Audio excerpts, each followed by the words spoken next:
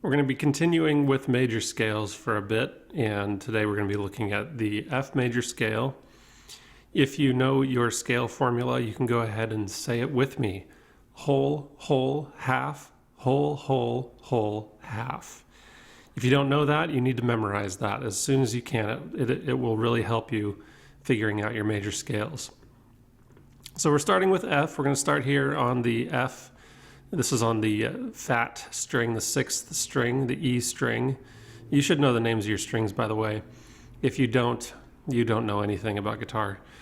All right, so F, we got a whole step, so we're going to go 2 frets up for our first whole step.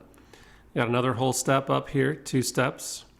And then right here is a problem that we face. We've got a half step right here, and we're going to put a note right here. But as we can see, we've got F, G, A, and then the next note here is either going to be called an A sharp or a B flat.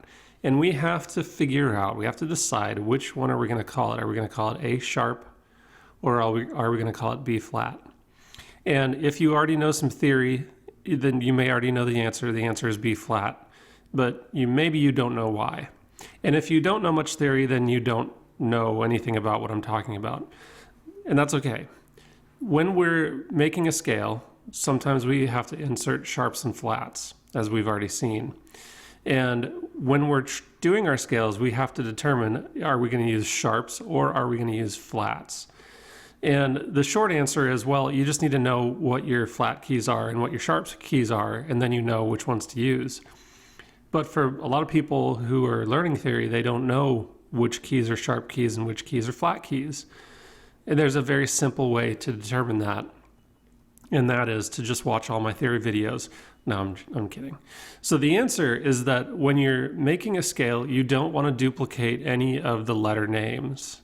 So in this case, this is a simple one. In this case, we don't want to use an A sharp because we already have an A right here.